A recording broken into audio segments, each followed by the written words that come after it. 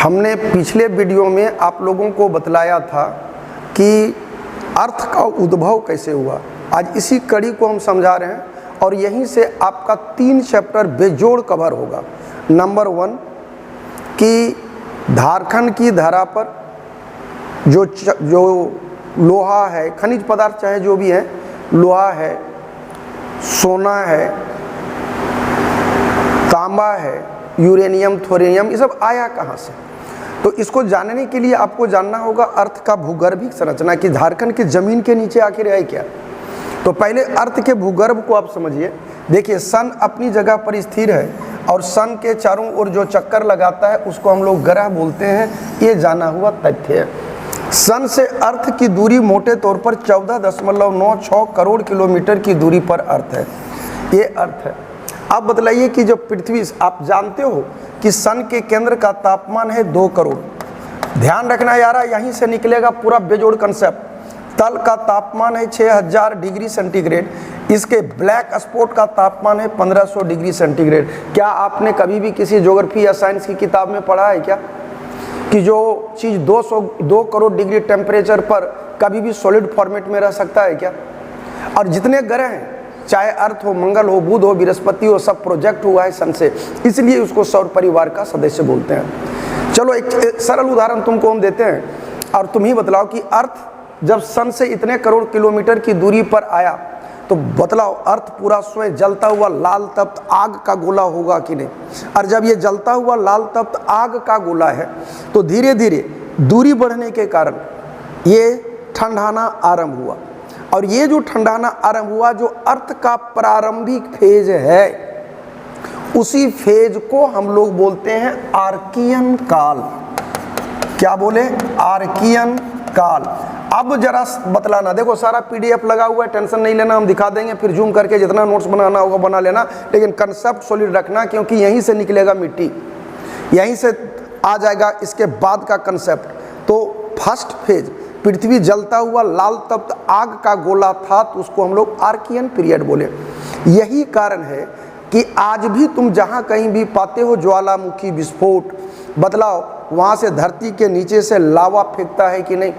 ये लावा का फेंकना इस बात को प्रमाणित करता है कि आज भी पृथ्वी अंदर से गर्म ही है। अब 2-3 चीज बतलाओ कि सन से जब अर्थ आया तो जहाँ के जमीन पर जिस तरह का चट्टान गया और उन चट्टानों के साथ जो भी खनिज पदार्थ गए, बतलाओ वहाँ के अर्थ के नीचे का स्ट्रक्चर उसी के मिलने से बनेगा कि नहीं। तो ये कुल मिला के जुआ है, जो कभी उसका हुआ तो कभी किसी और का हुआ। कहने का मतलब है मिट्टी भी बनता है किससे? मिट्टी भी बनता है चट्टानों के टूटने फूटने से। आप कहोगे चट्टान कैसा होता है सर? आदमी टाइप पर 2 टाइप का होता है, एक गोर होता है, एक कार होता है। तो देखना, मतलब एक सफ़ेद चट्टान पाओगे और एक काला चट्टान पाओगे। तो ये निर्भर करता है किसके ऊपर? सिलिका की मात्रा पर। तो जिसमें सिलिका की मात्रा ज़्यादा होगी रंग गहरा होगा, जिसमें सिलिका की मात्रा ज़्यादा होगा रंग हल्का होगा, और जिसमें सिलिका की मात्रा कम होगा रंग गहरा होगा। मतलब सिलिका के साथ ऑपोजिट रिलेशन है, कम होगा तो ज़्यादा होगा, ज़्यादा होगा तो कम होगा।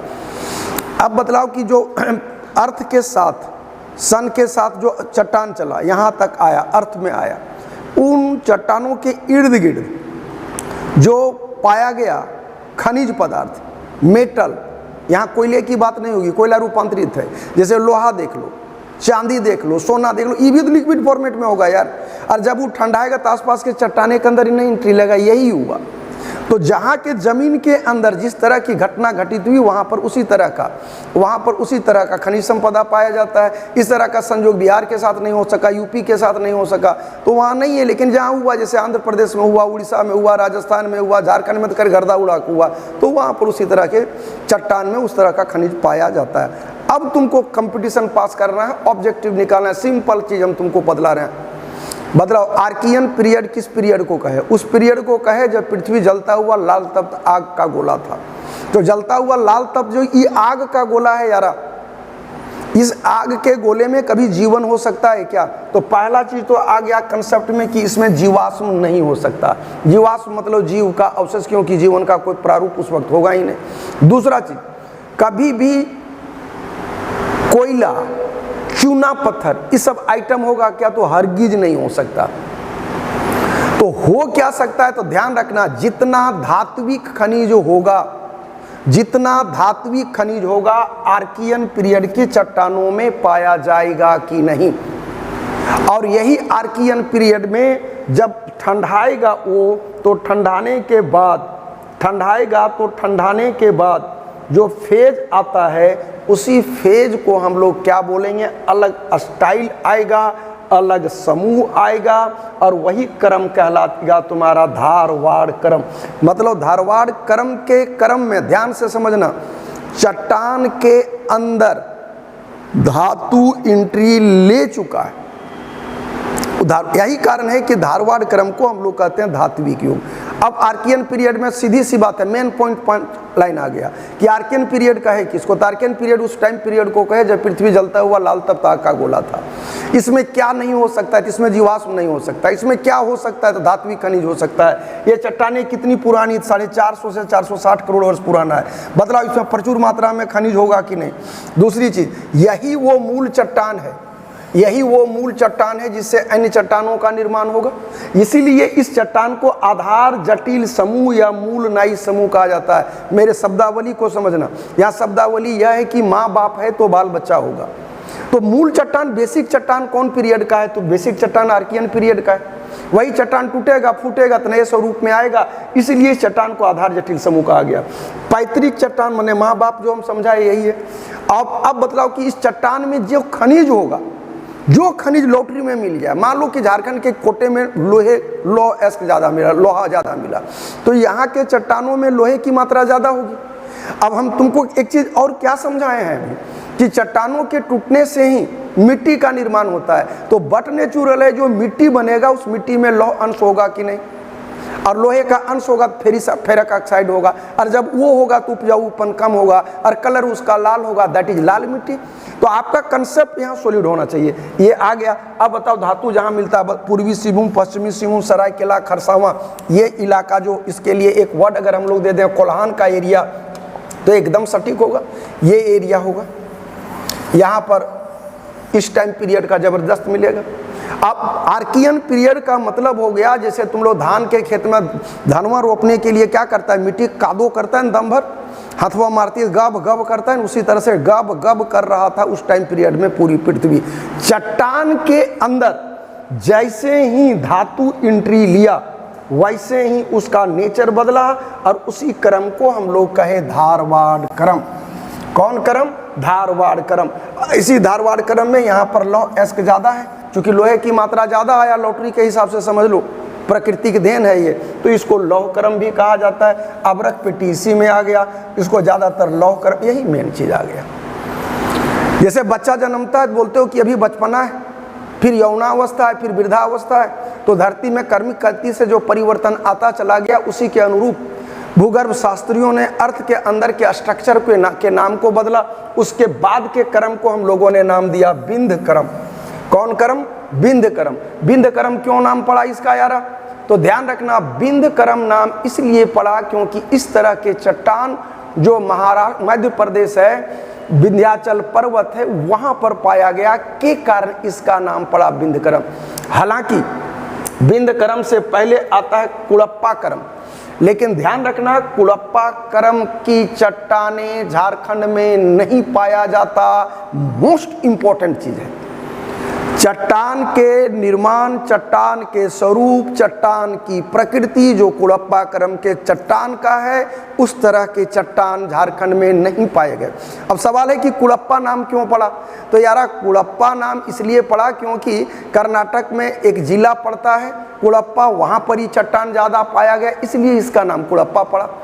विंध्यक्रम के कारण नाम विंध्यक्रम पड़ा। इसमें एक लाइन बड़ी काम का है कि इस टाइम पीरियड में जब झारखंड में विंध्यक्रम का दौर चल रहा था तो पारसनाथ की पहाड़ी का उत्थान हुआ। यहाँ पर पारसनाथ पहाड़ी का आगे की ओर निकला हुआ भाग इसी क्रम का है। ये झारखंड का सबसे ऊंचा पर्वत है, जानते हो। और दूसरा चीज, बलुआ पत्थर और चूना पत्थर इस क्रम के चट्टान में पाया जाता है, गढ़वा जिले के उत्तरी भाग में। ये तो 3 गो पॉइंट आ गया यार, ये सब ड्रामा है। पहला चीज आ गया तुम्हारा क्या, आर्कियन। आर्कियन के बाद क्या आया, धारवाड़। तो कैसे ठेठ में रखोगे झारखंडी टोन में कि आर्कियन पीरियड में धरती एकदम भात डबके टाइप पे गब गब गब गब गब गब मार रहा है। फिर धीरे धीरे जब वो चट्टान के अंदर घुस गया तो वो धारवाड़ हो गया। उसके बाद का क्रम कुड़प्पा है जो यहाँ है नहीं। कुड़प्पा के बाद बिंद क्रम है। बिंद क्रम के दरमियान पार्श्वनाथ पहाड़ी का अगला भाग का विकास हुआ, कुछ उत्थान भी हुआ, ये गढ़वा में पाया जाता है, खत्म। इसके बाद का क्रम ले लो। इसके बाद आता है कार्बोनिफेरस।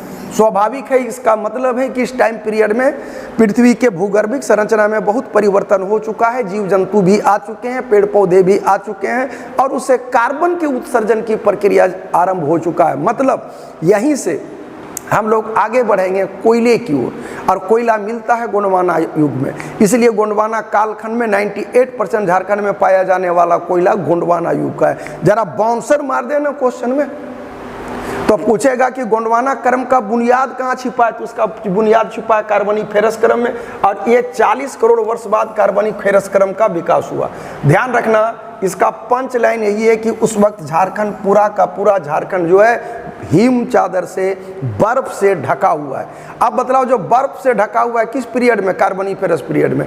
आर्कियन पीरियड में धातु भी है और चट्टान भी, दोनों गबगबा रहा है। धारवाड़ क्रम में धातु और चट्टान एक दूसरे के अंदर एंट्री ले चुका है। कुड़प्पा क्रम का चट्टान नहीं है।